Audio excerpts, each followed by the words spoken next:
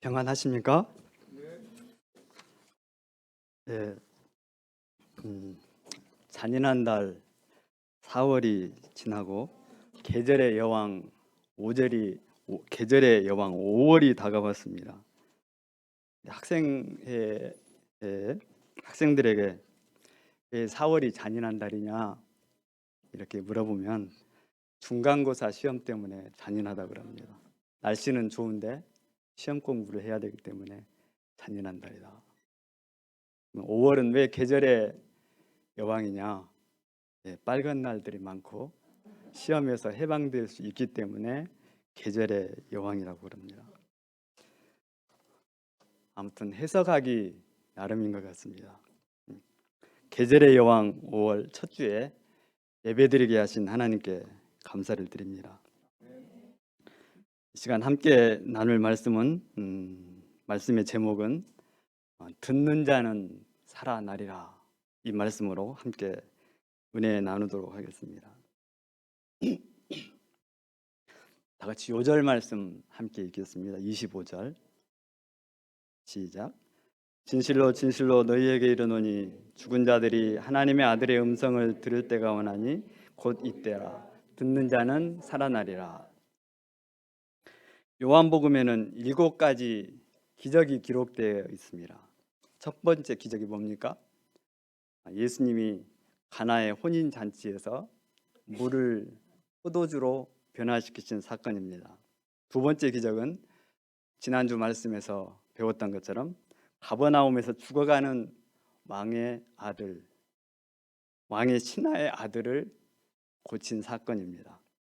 성경은 이 둘의 기적을 표적이라고 기록을 하고 있습니다. 기적과 표적은 똑같은 말 같지만 조금 의미가 다릅니다. 기적은 단순히 믿기 어려운 사실을 갖다가 기적이라고 합니다. 영어로 하면 미라클이나 원더라고 합니다. 하지만 표적은 사인입니다. 기적이 단순히 놀라는데 그 의미가 있다면 표적은 물론 놀라운 일이기도 하지만 그 안에 어떤 의도가 포함이 되어져 있다는 것입니다.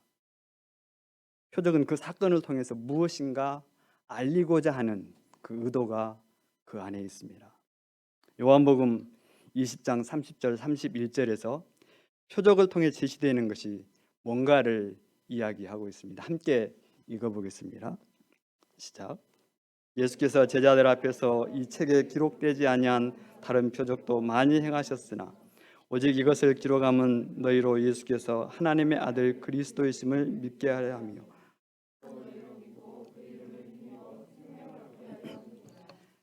말씀처럼 표적은 하나님의 아들이 누구이신가 이것을 나타내고 이것을 통해서 생명을 얻게 하는 데 목적이 있습니다. 우리는 표적이면 무조건 다 나쁘다 그렇게 생각을 하는데 표적 자체가 나쁜 것이 아니고 표적만을 쫓는 그 표적 신앙이 잘못된 것입니다. 표적을 통해서 예수님을 발견하는 것은 아주 대단히 중요한 일입니다. 오늘 본문에도 보면 38년 된 병자를 치유하시는 표적이 나옵니다. 이 표적을 통해서 우리가 예수님이 어떤 분이신지 알고 또 그분을 통해서 생명을 얻는 귀한 시간이 되기를 기도합니다. 파트 1, 말씀으로 찾아오신 예수님, 1절부터 19절까지 말씀입니다. 유대인의 명절이었습니다. 이 명절이 어떤 명절인지는 성경에 기록이 되어져 있지 않습니다. 아마 유월절이나 오순절, 장막절, 이 셋 중에 하나일 것입니다. 규례에 따라 예수님도 이제 예루살렘으로 올라가십니다.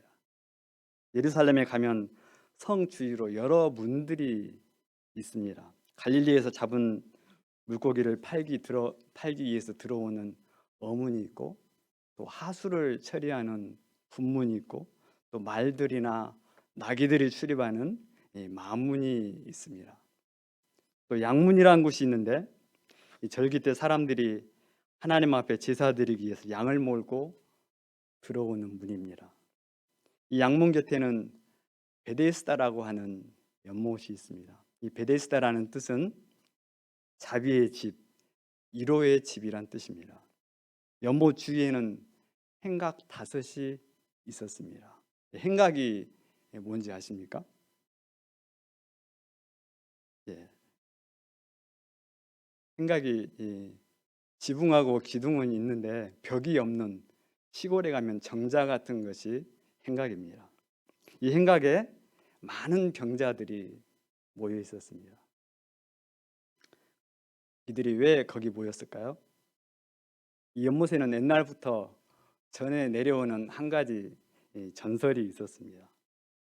천사들이 가끔 이 못에 내려와서 물을 움직이게 하는데, 물이 움직인 후에 제일 먼저 들어가는 사람은 무슨 병에 걸렸든지 다 낫는다는 것입니다. 이 전설이 진짜인지 거짓인지는 잘 모릅니다. 근데 자료를 보면 이 연못은 성전에서 드려진 희생물의 내장을 씻는 곳이라 그랬습니다. 성전하고 이 연못하고 함께 연결이 되어져 있습니다. 그래서 내장을 씻다가 보면 종종 그 더러운 침전물들이 바닥에 쌓이게 됩니다. 이것을 흘려보내기 위해서 이제 성전 봉사자가 이 연못의 수로를 이렇게 휘젓습니다. 휘젓다 보면은 이 부유물들이 올라오게 되고, 그 좁은 수로를 통해서 물이 소용돌이를 치면서 빠져나가게 됩니다.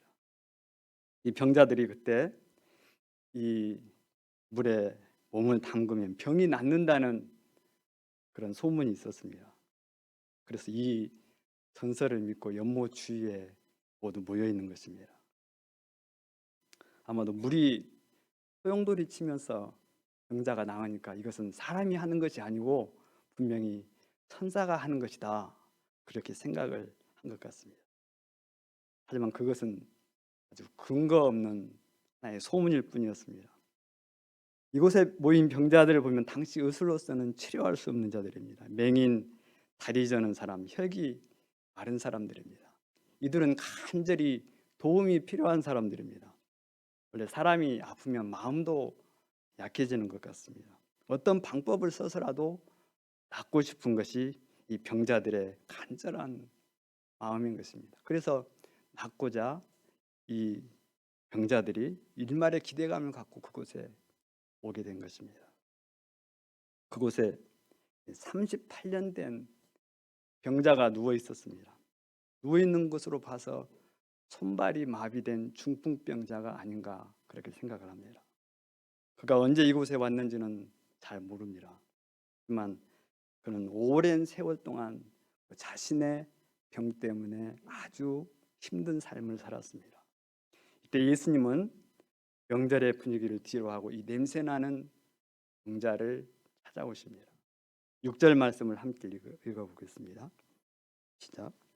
예수께서 그 누운 것을 보시고 병이 벌써 오래된 줄 아시고 이르시되 내가 낫고자 하느냐. 예수님은 이 38년 된 병자의 모습을 주목하시고 바로 그 상태를 아셨습니다. 여기서 보시고 아셨다는 그 말은 병자의 육신의 상태만을 말씀하는 것이 아닙니다. 육신의 상태뿐만 아니라 38년 동안 그 내면 속에 있는 깊은 절망과 방황과 고통을 예수님이 간파하셨다는 말입니다. 그래서 예수님은 이 병자에게 이렇게 질문을 하십니다. 내가 낫고자 하느냐? 이는 내가 정말 병 낫기를 원하느냐, 그 말입니다. 병자의 의지를 묻는 예수님의 질문입니다. 예수님의 이 질문은 어떻게 보면 굉장히 뜬금없는 것처럼 보입니다. 38년 동안이나 누워 앓으면서 언제 자신에게 기회가 올까만을 생각하고 있는 이 사람에게 내가 낫고자 하느냐, 이 질문은 어떻게 보면 병자 측에서 보면 굉장히 기분 나쁜 소리처럼 들릴 수도 있습니다. 하지만 이 병자의 대답이 뭡니까? 7절 말씀입니다. 주여, 물이 움직일 때 나를 못에 넣어주는 사람이 없어 내가 가는 동안에 다른 사람이 먼저 내려가나이다. 여기서 보면 주여라고 이야기를 합니다.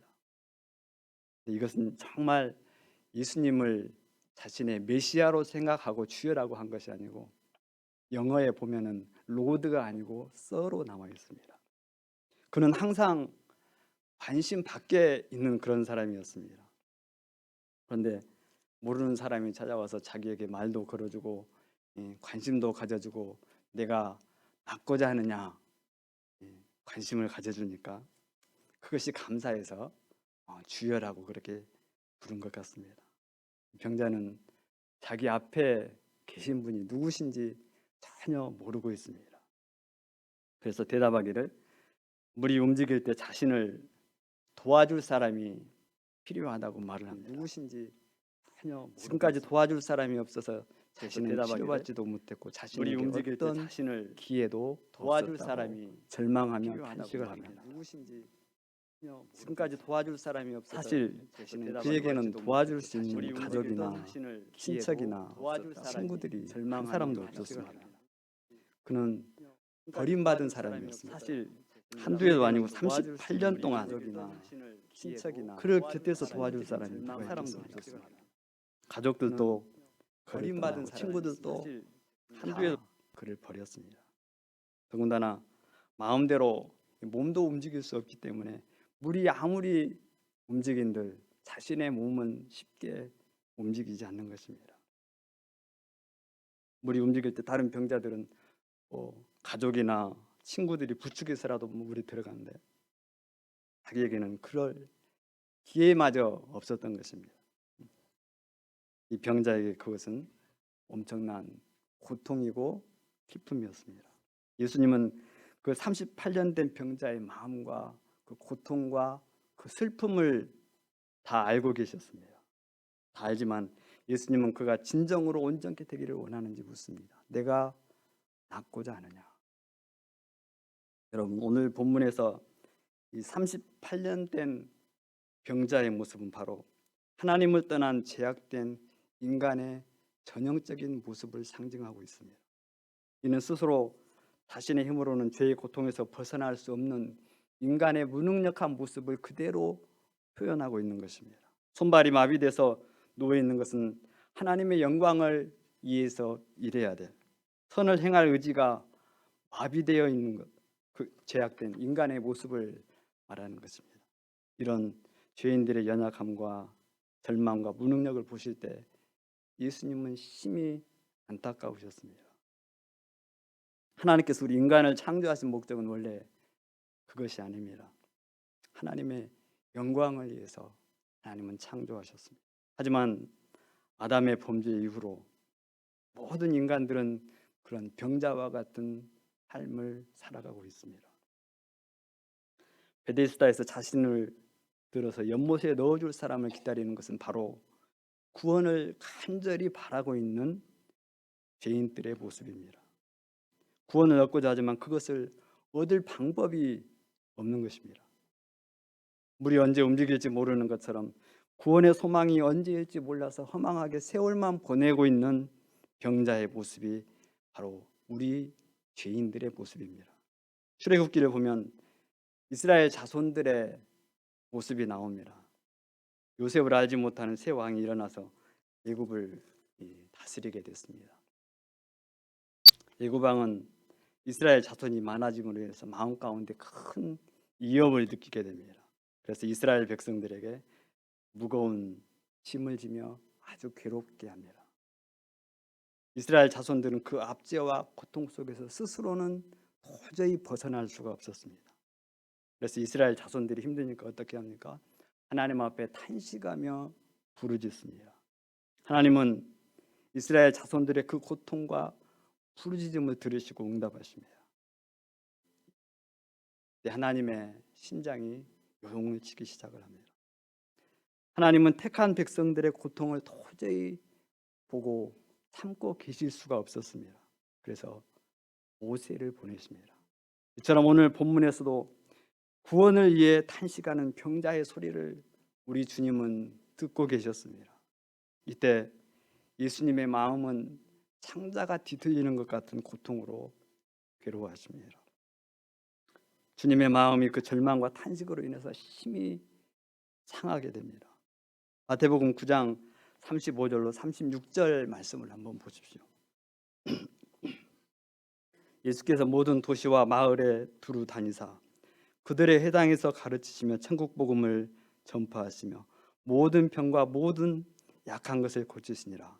무리를 보시고 불쌍히 여기시니 이는 그들이 목자 없는 양과 같이 고생하며 기진함이라. 여기서 불쌍히 여긴다는 이 말씀의 원문이 스플랑크 니조마이라고 했습니다. 우리가 잘 알고 있는 단어입니다. 이는 창자가 끊어지는 것 같은 애타는 마음을 표현한 것입니다. 예수님께서 38년 된 병자의 모습을 보실 때도 똑같은 그런 마음이었습니다. 그래서 예수님께서 명령하십니다. 일어나 내 자리를 들고 걸어가라. 예수님의 말씀이 떨어지자마자 그 병자는 즉시 나음을 받습니다. 그는 자리를 들고 당당히 예수님의 말씀대로 걸어 나갑니다.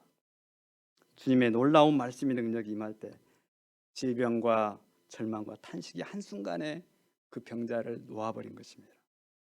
구원이 그에게 임했습니다. 누워 있었다는 것은 죽어 있었다는 것이고 자리를 들고 걸어갔다는 말은 살아났다는 말입니다. 38년 된 중풍병자가 어떻게 예수님의 말씀 한마디에 그렇게 될 수가 있습니까? 주님의 말씀은 바로 창조주 하나님의 음성이요 생명이기 때문에 그렇습니다. 예수님은 죄인을 구하러 이 세상에 오셨고 죄인의 절망과 고통을 다 아시는 분입니다. 소망 없이 베데스다 행각에 누워있는 38년 된 병자의 고통을 주님은 다 보고 아셨다고 했습니다. 동일하게 주님은 죄인 된 우리들의 모든 고통과 슬픔, 절망을 알고 계시는 분입니다. 그것 때문에 우리가 얼마나 힘들어하는지도 주님은 다 알고 계십니다. 더 이상 소망을 가질 수 없어서 포기하고 싶어하는 우리의 모습도 주님은 알고 계십니다. 그래서 주님은 오늘도 내가 낳고자 하는 음성으로 우리에게 찾아오십니다. 이는 우리를 고치시고자 하시는 그 주님의 마음이고 주님의 의지입니다. 베데스다 연못의 물은 아직 움직이지 않았습니다. 하지만 38년 된 병자는 그 자리에서 고침을 받습니다. 그것은 병자를 향해서 애타는 하나님의 마음, 즉 주님의 심장이 움직였기 때문입니다. 38년 된 병자의 모습이 바로 우리 모습 아닙니까? 우리가 어떻게 오늘 이 예배의 자리에 나와 앉아 있는 것입니까? 내 의지로 내 생각으로 나와 있는 것 같지만 주님의 도우심이 없이는 그것은 불가능한 일입니다. 주님이 내 삶에 찾아오셨고 또 깊은 내 삶의 문제를 해결해 주셨기 때문에 오늘 우리가 이 자리에 앉아 있는 것입니다. 주님께서 오늘 또 우리에게 말씀으로 찾아오십니다. 주님께서 우리를 찾아오시면 우리는 고침받고 나음받은 살아나는 그런 역사가 우리에게 일어납니다. 이 시간 복음성가 하나 함께 부르겠습니다. 과거 38년 된 병자와 같은 우리의 모습을 기억하면서 또 아직 예수님을 만나지 못한 분들은 예수님이 어떤 분이신지 알기를 소망하면서 오 사랑의 목자 예수 함께 1절만 부르겠습니다.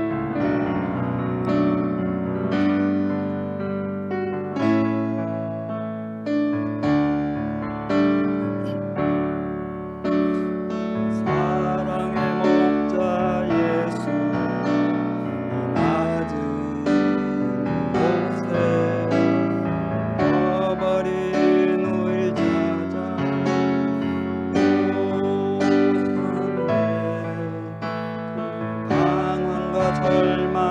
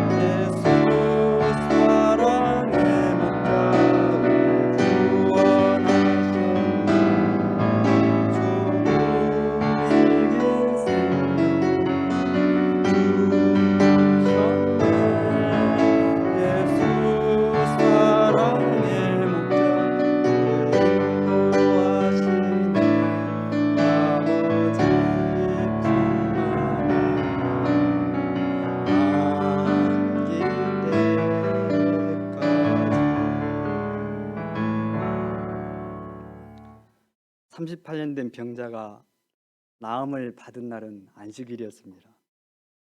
어둠과 절망 속에 있는 병자가 나음을 받았으니까 그날이 얼마나 참 기쁘고 좋은 날입니까? 하지만 유대 지도자들은 이것을 아주 못마땅하게 생각을 했습니다. 안식일인데 자리를 들고 걸어가는 것은 율법을 어겼다고 판단을 합니다. 유대 지도자들은 한 영혼의 생명을 얻는 것보다 율법 조항에 매여 있는 그런 자들입니다. 원래 하나님은 안식일 규례를 그렇게 복잡하게 만들지 않았습니다. 안식일을 거룩하게 지키라고 말씀하신 그것은 맞지만 그것으로 사람을 핍박하지는 않으셨습니다. 하지만 유대의 장로들은 39가지 안식일 규례를 만들어서 백성들을 올감했습니다. 무거운 안식일 규례 때문에 안식일이 평안과 기쁨의 날이 되어야 되는데 부담스럽고 얽매이는 그런 날이 되겠습니다. 14, 15절 말씀을 보십시오. 고침을 받은 사람은 이제 하나님의 은혜에 감사해서 성전을 찾아갑니다. 예수님은 성전에서 그 사람을 만나서 새로운 삶의 방향을 주셨습니다. 그것은 더 심한 것이 생기지 않도록 다시는 죄를 범하지 말라는 것입니다.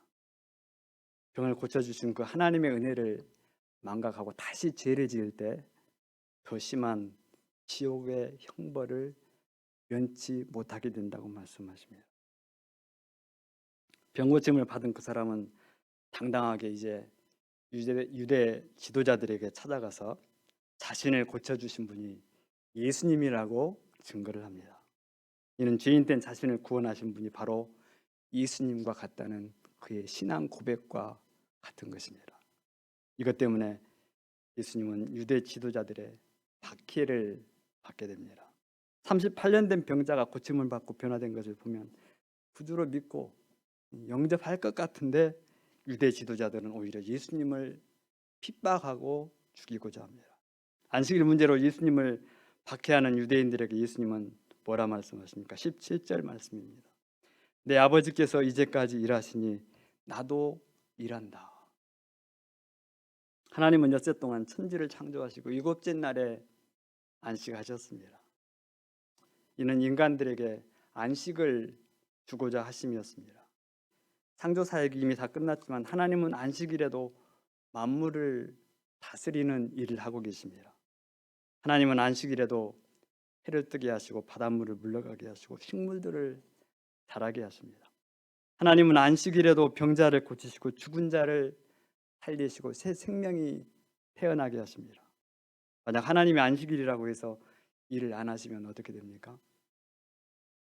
피조생에는 다 망하고 맙니다. 그래서 예수님도 하나님처럼 동일하게 안식일에도 일을 하신다고 말씀하십니다.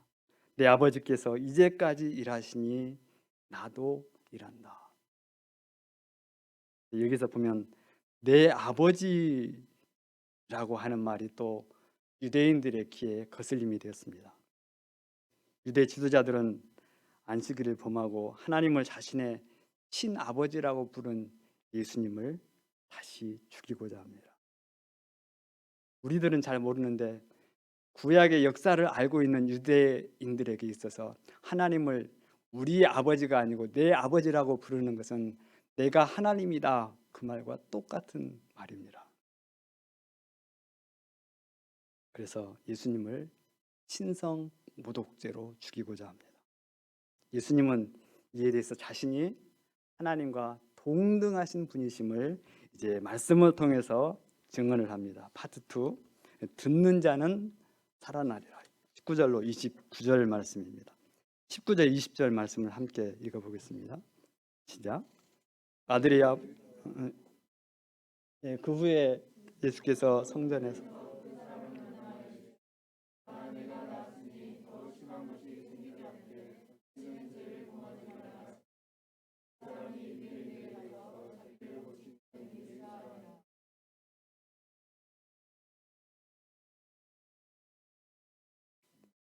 (19절 20절) 맞습니까? 아들이 아버지께서 하시는 일을 보지 않고는 아무것도 스스로 할 수 없나니 아버지께서 행하시는 그것을 아들도 그와 같이 행하느니라. 이 말씀은 아들이 아버지와 의지면에서 동등하다 그 말입니다. 아버지와 아들의 생각이 나누어지지 않고 절대적으로 하나라는 말입니다. 아버지가 하기를 원하시는 것을 아버지는 아들을 통해서 하십니다.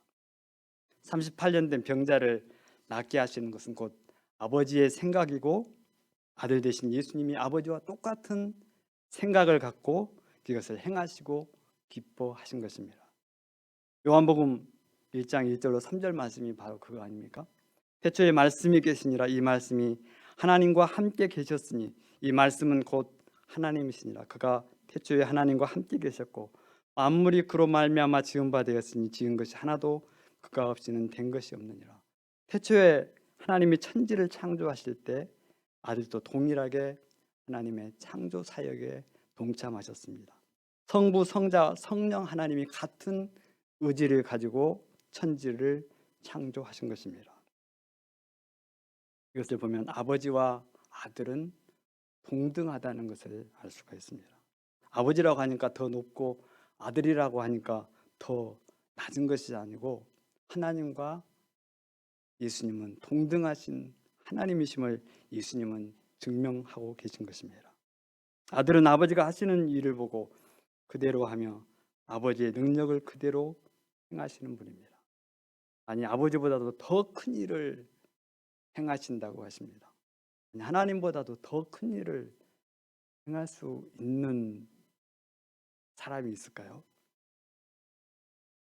그렇지만 아버지보다 더 큰 일을 행하게 된다고 하십니다. 그것은 21절과 22절에 나와 있습니다. 하나님 대신 예수님이 육신을 입고 이 세상에 오셨고 죄와 사망 가운데 있는 자들을 구원하실 뿐만 아니라 하나님 나라를 이 땅에 세우시고 장차하는 영혼들을 심판하는 권세를 아버지로부터 받게 되는 것입니다. 한마디로 이야기하면 하나님이 아들에게 구원과 심판의 권세를 위임하셨다는 것입니다. 이 말씀은 신적인 면에서 아버지와 아들이 똑같다는 말입니다. 원래 구원은 하나님께 있습니다. 그 구원의 능력이, 그 구원의 권세가 바로 예수님께도 동일하게 있다는 말입니다. 21절 보면 아버지께서 죽은 아들을 일으켜 살리심 같이 아들도 자기가 원하는 자들을 살리느니라. 이 말씀은 주권적인 면에서 아버지와 아들이 동등하다는 말입니다. 아버지가 살리기를 원하시는 자를 아들도 살리십니다. 이것은 유대인들이 전혀 생각하지 못한 아주 놀라운 일이었습니다. 왜 아버지가 아들에게 구원을 맡깁니까? 그것은 하나님은 너무나도 거룩하시고 공의로우신 분이기 때문에 인간의 죄악을 참아 보실 수 없는 분입니다. 죄를 보시면 바로 그 자리에서 심판을 해야 됩니다. 그렇게 하면 이 땅에 살아남을 사람이 한 사람도 없습니다. 그래서 아버지는 아들을 이 땅에 보내시고 죄인들을 용서하시고 구원하시고 자녀 삼으신 것입니다. 구원과 심판의 모든 과정들을 다 주권적으로 아들에게 맡겼습니다. 그래서 27절에 보면 또 인자됨으로 말미암아 심판하는 권세를 주셨다고 그렇게 기록을 하고 있습니다. 22절 말씀도 보십시오. 예수님은 희생제물로 십자가에 죽으시고 부활하셨습니다. 이제 죄인들에게 살 길을 열어놓으셨습니다. 하지만 이 하나님의 은혜를 거부하는 자들은 심판을 받게 됩니다. 그래서 심판의 고난도 동일하게 아들에게 위임이 된 것입니다. 하나님께서 이렇게 아들에게 구원과 심판을 위임하신 이유는 모든 사람이 아버지를 공경하는 것처럼 아들을 공경하게 하심이라고 했습니다. 이 말씀은 영광에 있어서 아버지와 아들이 동등하다 그 말입니다. 하나님을 공경하는 것은 곧 아들을 공경하는 것입니다. 하나님의 일에 열심을 내고 율법을 아무리 잘 지켜도 아들을 공경하지 않으면 하나님을 공경하지 않는 것이고 하나님을 진노케 하는 것입니다. 24절 말씀을 함께 읽겠습니다. 시작.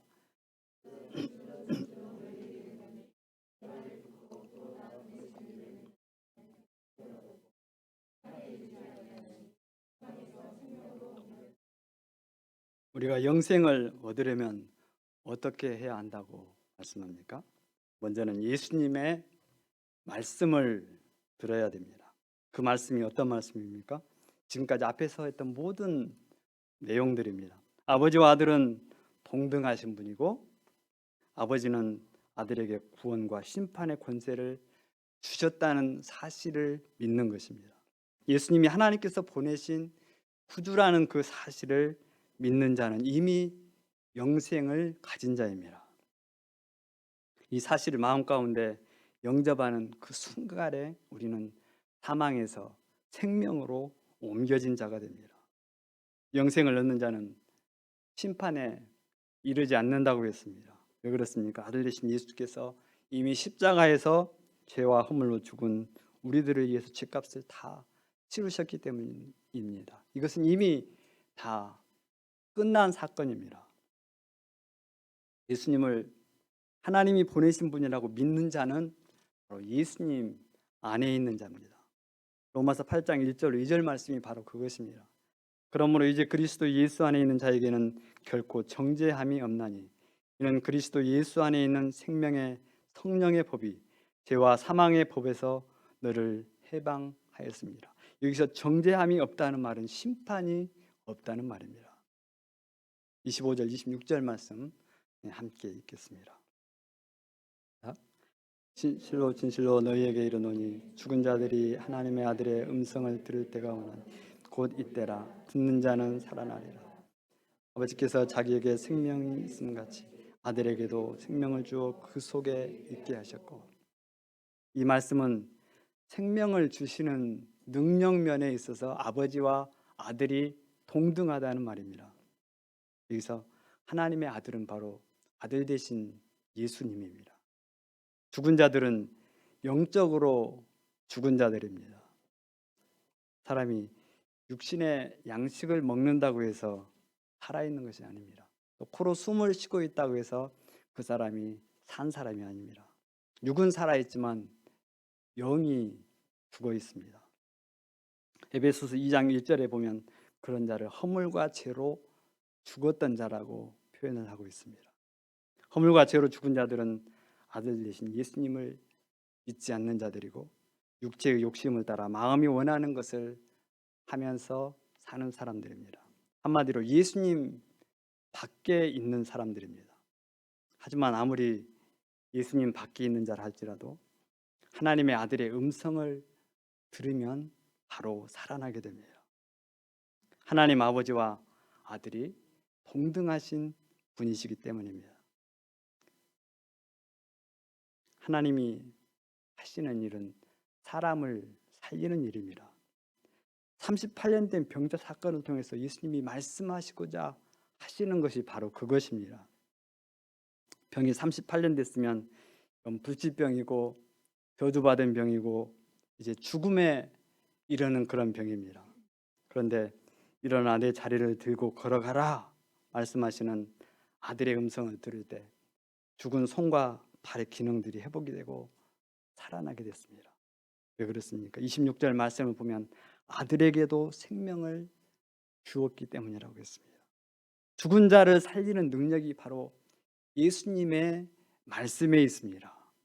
그래서 오늘날 또 주님은 우리에게 말씀으로 찾아오십니다. 우리가 복음서를 공부하면서 숱하게 대했던 말씀들을 한번 생각을 해보십시오. 누가복음 7장에 보면 나인성 과부를 여러분 기억합니까? 과부의 외아들이 죽어서 관을 메고 나갈 때 예수님은 말씀하십니다. 청년아, 내가 내게 말하노니 일어나라. 누가복음 8장에는 해당장 야이로의 딸이 죽었습니다. 그때 예수님은 아이야 일어나라, 달리다 쿰 이렇게 말씀하십니다. 요한복음 11장에는 죽은 지 나흘이나 되어 썩어 냄새나는 무덤에서 예수님이 말씀하십니다. 나사로야 나오라. 이 세 가지 사건의 공통점은 죽었던 자들이 아들 되신 주님의 음성을 듣고 살아났다는 것입니다. 25절 하반절 본문을 다시 한번 보겠습니다. 죽은 자들이 하나님의 아들의 음성을 들을 때가 오나니 곧 이때라. 듣는 자는 살아나리라. 보세요. 생명 되신 아들의 음성이 들리는 그 순간, 그때 바로 즉시 살아나는 역사가 있습니다. 곧 이때라 하는 말이 그 말입니다. 아들의 음성이 들리는 그 순간에 38년 된 병자라도, 아니 70년 80년을 죄인으로 살고 임종 직전에 있던 사람이라 할지라도 아들의 음성을 들으면 즉시 살아나게 됩니다. 육신은 비록 죽을지 모르지만 그 영은 살아나게 됩니다. 이 시간도 동일합니다. 아들의 음성을 들은 그때에 살아나게 됩니다. 육신적으로도 살고 영적으로도 살아나게 됩니다.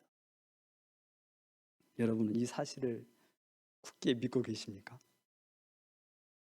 오늘날 얼마나 많은 사람들이 예수님의 생명의 소리를 듣고도 길을 막고 살아가는지 모릅니다. 아들의 음성은 곧 생명이요 능력이라고 말하면서 어떤 사람들에게는 왜 살아나는 역사가 잘 일어나지 않을까요? 왜 내가 알고 있는 그 말씀은 생명력이었고 성경 속에 갇힌 문자로만 보이는 것입니까? 적지 않는 세월 동안 성경 공부를 했는데도 왜 그 말씀이 나의 작은 삶을 변화시키지 못하는 것입니까? 여러분, 정말 살아계신 하나님의 말씀을 듣고도 내 삶에 아무런 변화가 없는 것은요, 그것은 기적 중에 기적이라고 미국의 폴 오셔 목사님은 말씀합니다. 어떻게 살아계신 하나님의 말씀하고 죄인 된 우리하고 부딪혔는데 아무런 일이 일어나지 않느냐는 것입니다. 목사님은 비유하기를 그것은 마치 짐을 가득 실은 15톤 덤프 트럭이 시속 130km로 달려와서 어린아이하고 정면으로 부딪혔는데 아무런 일이 일어나지 않는 것보다 더한 기적이라고 합니다. 하나님의 말씀과 지인된 우리가 부딪혔는데 금이 가든지 깨지든지 죽어지든지 하는 그런 역사가 일어나야 되는데 아무런 역사가 안 일어나는 것이 기적입니다. 하나님은 말씀으로 온 천지를 창조하셨다고 그러는데 그 말씀이 내 작은 삶을 변화시키지 못한다는 것은 그것은 말도 안 되는 이야기입니다. 병자가 고침받고 죽은 자가 살아난다는데 왜 어떤 사람에게는 아무런 일도 일어나지 않는 것일까요? 안타깝지만 그것은 아들의 음성을 하나님의 음성으로 듣지 않기 때문입니다. 오늘날 얼마나 많은 말씀들이 우리 길을 스치고 지나갑니까? 단지 흘러가는 말씀에 대해서 잠깐 우리 길을 간지럽히다가 사라지는 말씀이 대부분입니다. 좋은 교훈을 얻은 것으로 만족을 해버립니다. 데살로니가전서 2장 13절 말씀, 지난주 수요일 날 바나바 목자님이 잠깐 언급을 했는데 깜짝 놀랐습니다. 이 말씀을 메시지를 쓰고 나서 저 말씀이구나. 다시 한번 읽어보겠습니다.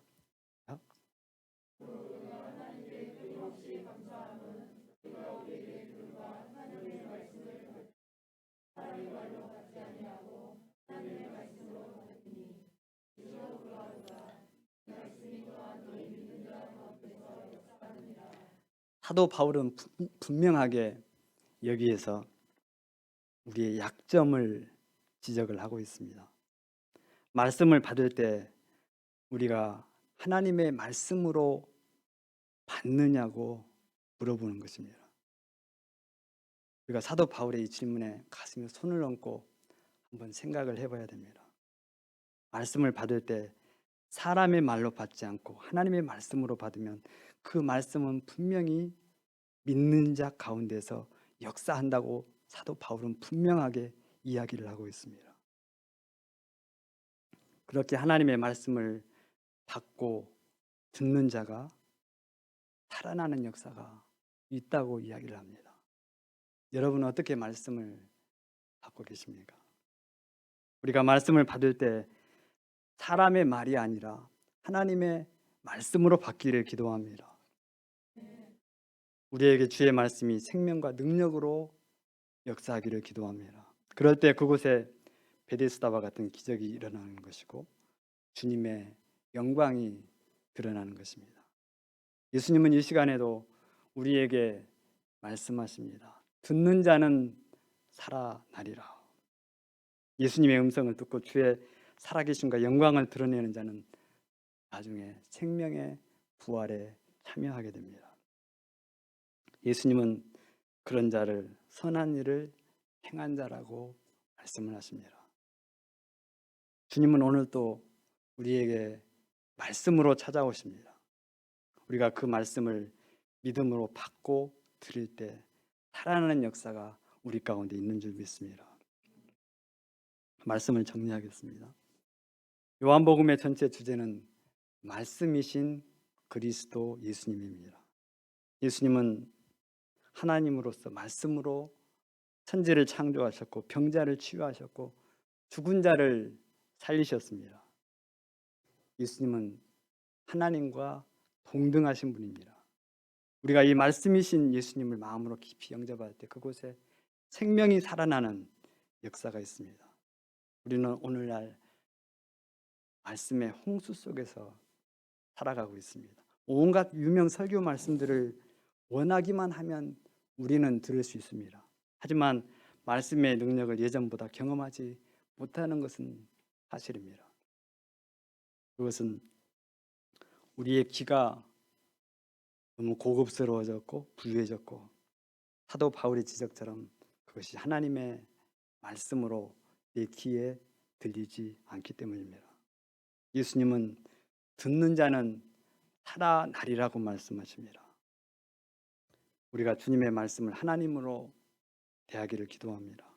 그래서 많은 체험과 간증으로 우리 주님의 영광을 드러내는 복된 삶 되기를 간절히 기도합니다. 요절 말씀 읽고 기도하고 마치겠습니다.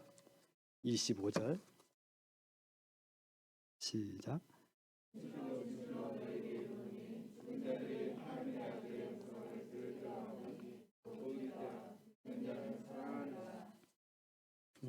거룩하신 하나님 아버지, 세 번째 기적을 통해서 예수님이 어떤 분이신가 저희 가운데 계시해 주셔서 진실로 감사합니다. 예수님은 하나님과 동등하신 분이십니다. 이 주님의 말씀을 듣는 자들은 살아나는 역사가 있다고 말씀하십니다. 거룩하신 주님, 주의 생명의 말씀을 저희의 귀에 들려주시고 저희의 영혼이 살아나게 도와주시옵소서. 주의 말씀이 생명이요 능력이라고 하셨사오니 주님, 저희가 이것을 날마다 삶 가운데 체험하며 살아가게 도와주시옵소서. 이를 통해서 우리 주님의 살아계심을 드러낼 수 있는 저희들 되게 인도해 주시옵소서. 예수님의 이름으로 기도합니다. 아멘.